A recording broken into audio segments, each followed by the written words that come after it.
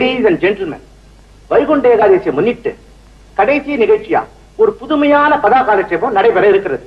இப்ப நடக்க போற கதா காலட்சேபத்தின் பேரு சந்திரமண்டல விஜயம். இத நீங்க கடைசி வரை இருந்து கேட்கணும். தேங்க்யூ.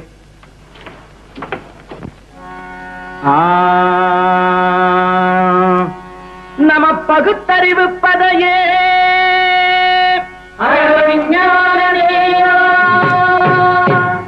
திமிக்கிட்ட திமிக்கிட்ட வாக்கியமிருதங்கம் திமிக்கிட்ட திமிக்கிட்ட வாக்கியமிருதங்கம் விஞ்ஞானந்த பதே நமஸ்தே விஞ்ஞானந்த பதே.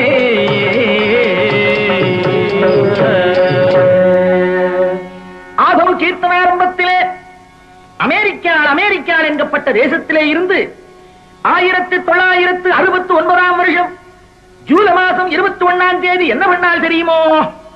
சுபயோக சுப தினத்திலே மீனம் மேஷம் கேட்டை ராகுகானம் இல்லாத ஒரு முகூர்த்த தினத்திலே அமெரிக்கா நரனை அதாகப்பட்டது மனுஷனை ராக்கெட்ல வச்சு சந்திரமண்டலத்துக்கு அனுப்பினா.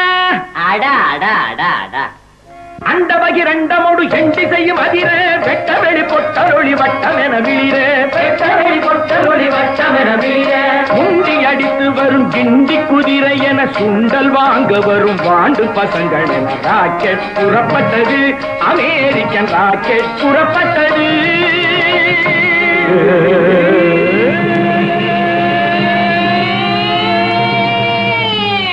இப்படிப்பட்ட சத்தத்தோடு ராக்கெட் புறப்பட்டது. ஆம்ஸ்ட்ராங் எங்கப்பட்டவரும் ஆட்ரின் எங்கப்பட்டவரும் அடுத்து மறந்து போச்சே. 3 பேர் ஆச்சே. ஏய் சிஷ்யா, பேர் என்னடா? பேரா? என் பேர் வெங்கு, அவங்க சுப்புடி. உங்க பேர யாரா கேட்டது? சரி பரவாயில்ல. ஆம்ஸ்ட்ராங் என்ன பண்ணான் தெரியுமோ? சந்திரன் மேல கால வச்சா. அது சாட்சாத் சந்திரன் தானா? மண்டுகனே, அதுல கூட டூப்ளிகேட். ராகு என்கிற பாம்பும் கேது என்கிற பாம்பும் அடிக்கடி பிடிச்சு கடிக்கிறதாக சொல்லப்படுகிற அதே நிலா. இப்போ ஆம்ஸ்ட்ராங் எங்கப்பட்டவன் சென்று வந்ததும் அதே நிலா. சென்று வந்ததும் அதே நிலா, நின்று வந்ததும் அதே நிலா, குழியை பறித்ததும் அதே நிலா, அதில் கல்லை எடுத்ததும் அதே நிலா.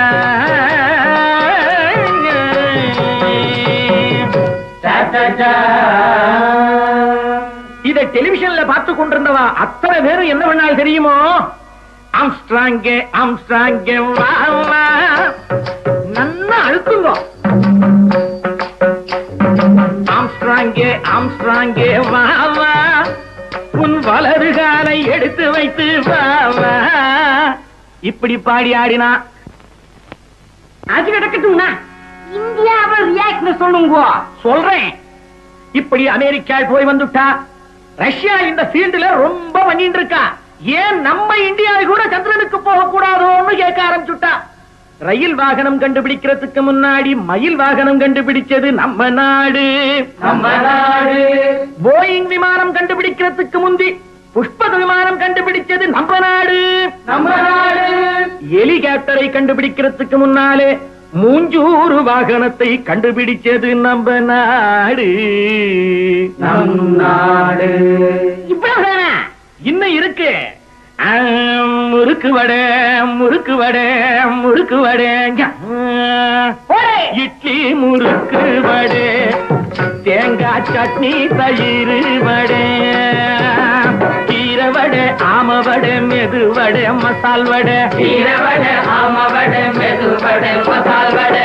இப்படி இந்தியா எவ்வளவோ கண்டுபிடிச்சிருக்கா. இன்னும் இம்ப்ரூவ் பண்ணிட்டே இருக்கா.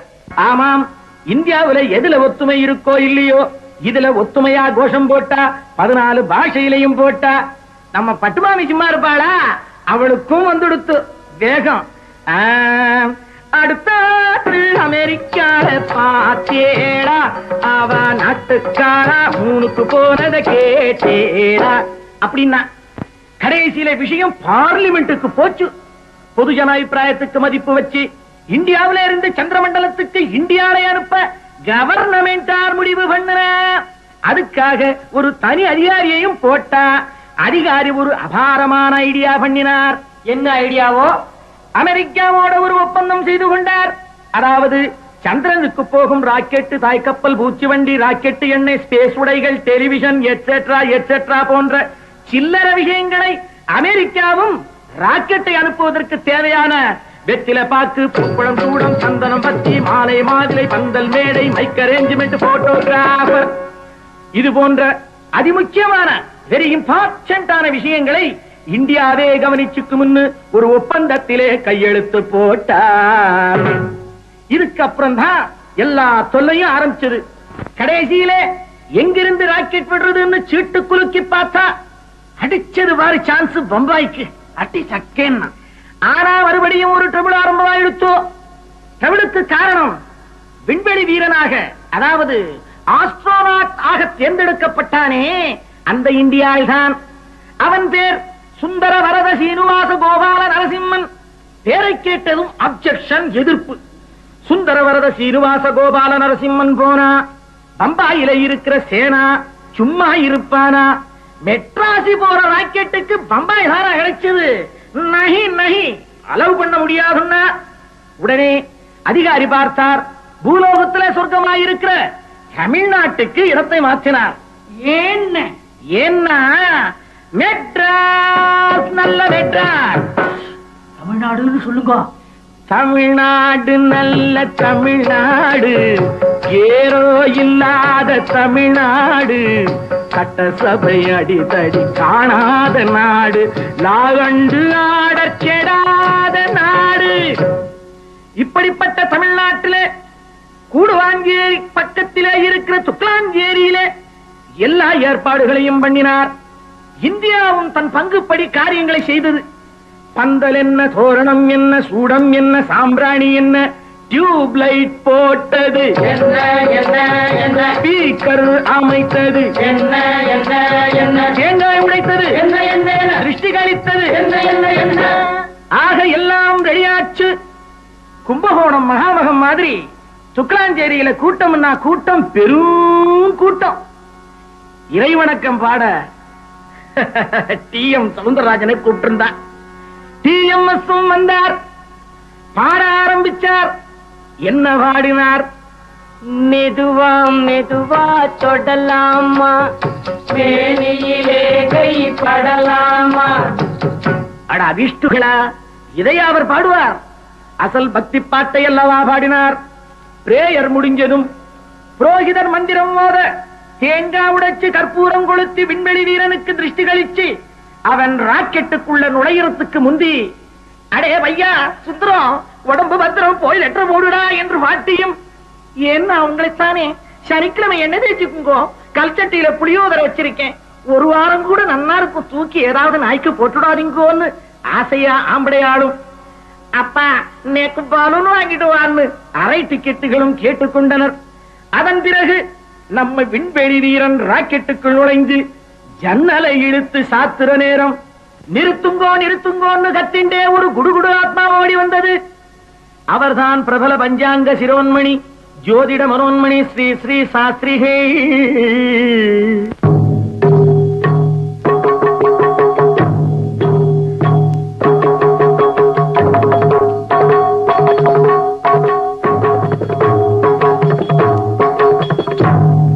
என்ன சொன்னார்? Do you have any sense? Do you have any brains? Do you have any sense? Do you have any brains? Do you have any idea? அப்படி இன்னும் ஆங்கில மொழியில் கேட்டார். இத ரேடியோவில் 14 பாஷையிலையும் அஞ்சல் பண்ணா. ஸ்ரீ ஸ்ரீ ஸ்ரீ சாஸ்திரிகள் கணீர் என்று சொன்னார். மை டியர் ஆபீசர், அன்புள்ள அதிகாரி அவர்களே, தப்பு பண்ணிட்டேள், பெரிய தப்பு பண்ணிட்டேள், பெரிய பிளண்டர் பண்ணிட்டேள். இன்னைக்கு அமாவாசையாச்சே, சந்திரனே கிடையாது. நம்ம இந்தியாவில் எங்க போய் இறங்குறது? சந்திரன் இல்லாத போது இறங்க இடம் எதுன்னு இப்படி கேட்டார். அதிகாரி அசந்து போயிட்டார். ஒரே சலசலப்பு, ஒரே பரபரப்பு. அதிகாரி பார்த்தார், கிடுகிடுன்னு மைக்கை பிடிச்சார். இந்த ராக்கெட்டை அனுப்புறதுல ஒரு சின்ன தவறு நடந்து விட்டது. அமாவாசை வருவதை யாரும் கவனிக்கல. ஆகவே மன்னிக்க வேண்டுகிறேன், செய்த தவறுக்கு வருந்துகிறேன் என்று வருத்தப்பட்டு மேலும் சொன்னார். ஆகவே சந்திரனுக்கு இந்தியாவை அனுப்புற இந்த நிகழ்ச்சியை இன்னும் 15 வருஷம் ஒத்தி வைக்கிறேன். மறுபௌர்ணமி வர்றதுக்கு 15 நாள் தானே. தவறி போய் அந்த மனுஷன் 15 வருஷம் முன்னிட்டார். அதிகாரியாச்சே, சொன்னதுதான் மாத்த முடியாதே. ஆகவே இன்னும் 15 வருஷம் கழிச்சு நீங்க எல்லாரும் இங்கே வரணும். இந்தியா சந்திரனுக்கு போற கதையை நான் திரும்ப சொல்லணும். அதை நீங்களும் கேட்கணும். பகுத்தறிவாளருக்கும் பழைய பஞ்சாங்கத்திற்கும் சுந்தர வரதனுக்கும் ஸ்ரீலட்சுமி ஜோசியருக்கும் கதை சொன்ன எங்களுக்கும் அதை கேட்ட உங்களுக்கும் டாட்டா சுப டாட்டா.